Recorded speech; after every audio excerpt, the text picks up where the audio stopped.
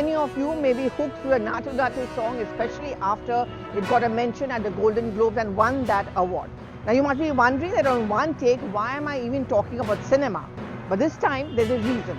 And the reason is the southern politics is taking a grip, at least trying to, over northern politics.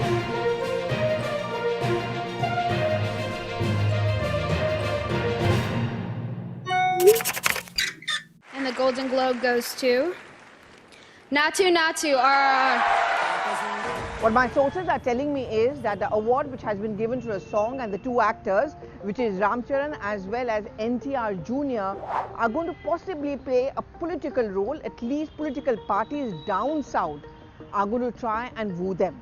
In fact, attempts are already being made by the BJP to reach out to them ahead of the state polls and also, more importantly, the 2024 Lok Sabha elections. Remember those pictures and speculations of Rajinikanth on whether he will or will he not join politics? Will he actually join the BJP or even campaign for the BJP? Well, in this case, it's pretty much the same scenario.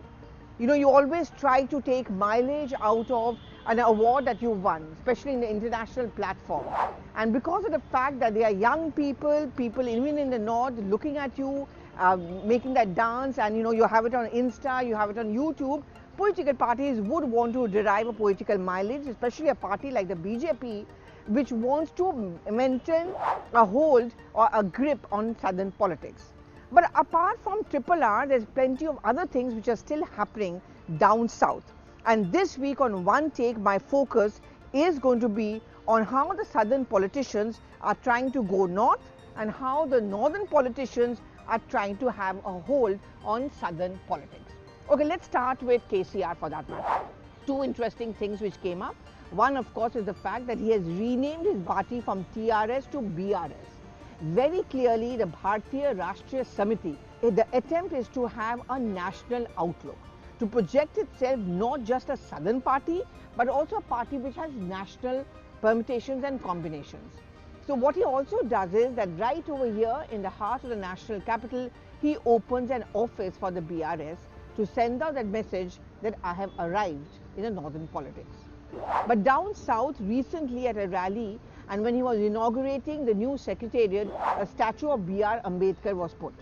While the majority of the vote bank is that of the Kappus, he's also trying to reach out to the Dalits, because his worry is that if the OBCs are moving or getting attracted to the BJP, then why not tap the Dalit vote?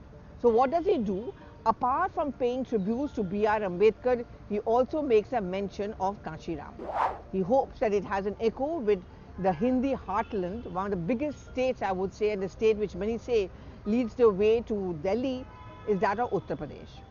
Well, the BSP is not a player at all in the Telangana politics. If the BSP was a player, then I don't think KCR would have mentioned Kashiram.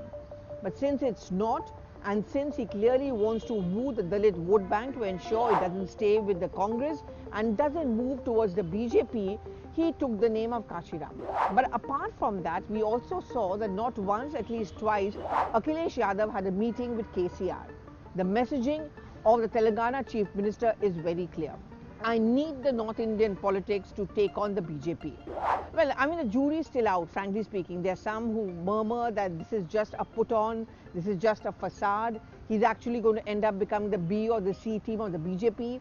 And the only one he's going to end up hurting is really the Congress party, because the anti-BJP votes get divided. We'll have to wait and watch to see how the situation plays out. But if till a few months back, everyone was talking about Mamata Banerjee or the Aam Aadmi Party as the only alternative to the BJP, now clearly the space of Mamata Banerjee is being increasingly taken over by KCR.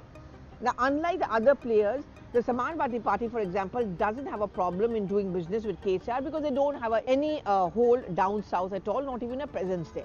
So it's okay for them to play along with KCR.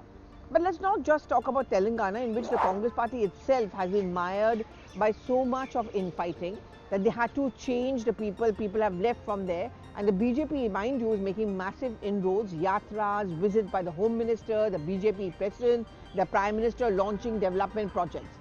But the only southern state the BJP now has a government in power is Karnataka.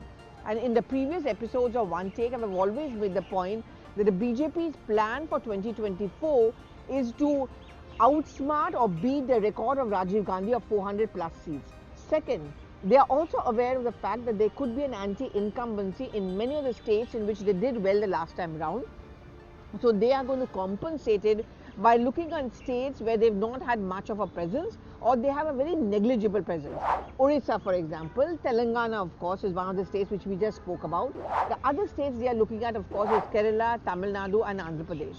But here's the thing, it's very, very complicated to have a grip on a southern state by a party which is largely seen as a northern Hindi heartland party. But this is why South is becoming even more interesting. I spoke about the triple R factor. Clearly, the attempt is going to be made to move the legacy of NTR in Andhra Pradesh. I mean, we all know this, that how in down south, particularly in Tamil Nadu and Andhra Pradesh, and to a certain extent in Karnataka also, film stars play a very important role in politics. Not just by, kind of campaigning for the present day political parties, but till a few years back, they were actively involved in politics and very successful ones. I mean, I don't even have to take the names of NTR, MGR, J. Jayalalitha. I would say that obsession with these film stars and cinema continues down south, and unlike in the north, in the south actually, the film stars have so much of grip in the mind and space of the voters. The political parties think that it could work and weave magic for them. I mean, there's so many actors, for example, who actually have failed, not made a presence, but politicians don't mind in taking a chance. Chiranjeevi is one which comes to mind. Pawan Kalyan is another one which we are talking about. Well, we spoke about Telangana. Let's talk about, say, Andhra Pradesh. Now, in Andhra Pradesh, if you remember, Jagan Mohan Reddy was seen as an entitled son of a very successful father. He broke away from the Congress party. He was angry, he was bitter because he says he never got an audience with Sonia Gandhi. So he did what Rahul Gandhi is doing today to counter the Pappu image or counter the image of being entitled and not hitting the streets. He carried on almost a year-long yatra and it worked for him. He became the chief minister. He also showed the mirror to the Congress party, and today he remains one of the biggest contenders for the southern slot. But people close to him always tell me, when I asked them, why is it that he is not seen as hobnobbing as a part of this anti-BJP front? They said, no, it's early days for him yet. He wants to concentrate on his state. He wants to establish a foothold pretty much like his father did, so that he doesn't face any competition. He doesn't want to take on the BJP at the center. Of course, his cynics like Chandra Babu Naidu camp say that's because there are cases against him. But these are always political speculation. This is always going to be political tutu meme.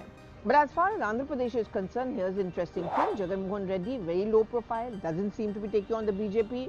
Inside Parliament, often being by the side of the BJP by either voting for bills which are pushed by it or by abstaining. Which is why the opposition political parties never consider Jagan Mohan Reddy of their own. But again, he's hit the road. He wants to better his performance from last time round. He also knows that Chandra Babu Naidu is breathing down his back, and therefore he wants to come back. And we're going to talk about Naidu in a bit, and of course the BJP is someone which we can never ever ignore. The Congress party, of course, is still not much of a player in Andhra Pradesh yet. Now, when we talk about Chandra Babu Naidu, I did meet up with him recently when he had come for a G20 meeting with the Prime Minister. It was interesting because he had some out-of-the-box ideas which are again not new, but are clearly controversial. For example, he wanted to play the Andhra card, and he said that he wants a population push. He doesn't want population to be controlled. When we asked him why, I mean, isn't this against the entire policies of the government? And isn't population explosion a problem which India is facing? Well, he told me that, see, most of the Andhrais, the younger people, have gone away abroad.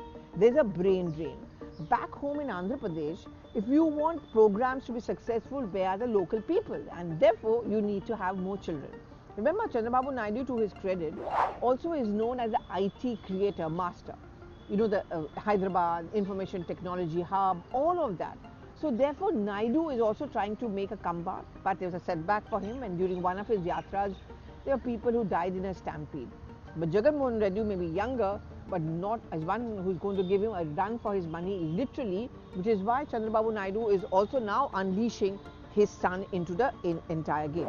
So we've done with Andhra Pradesh, we've done with Telangana. Karnataka is something which we are going to keep talking about, and Karnataka is becoming important because the election is round the corner. But we are focusing on the 2024 election and talking about the southern politics, why it's become very aggressive, very much in the news, and something which we never can afford to ignore.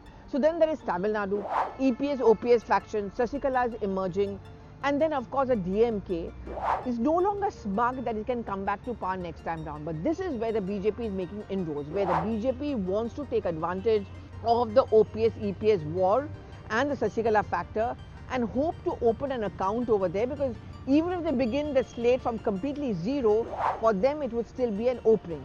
And then we recently saw the spat which took place between DMK, the state government, and the Tamil Nadu governor. So, this is something which is a pot which is keep on going boiling. I don't want to talk much about Kerala because Kerala is a different ball game completely. The battle over there largely remains between the left and the Congress party. Of course, the BJP, being the BJP, doesn't want to give up on it. At some later point, I'm going to talk about the Shashi Tharoor factor because he's emerging. There are people who in Kerala often tell me there's a Congress vote, there's a left vote, and there's a Tharoor vote. We're going to talk about that in a later episode. But do give in your reactions this time round on the social media timeline. Will South dictate the politics for the country for 2024? Will South overshadow North? Because in India, traditionally, Northern politics has always overshadowed Southern politics, despite the fact that Southern states almost put up the same number of MPs in the Lok Sabha, in the parliament, as much as the Northern states do. And more importantly, will the Triple R duo, the two actors, change the fortunes of whichever political party manages to get them to campaign for them, even obliquely, or do the Naatu Naatu for them?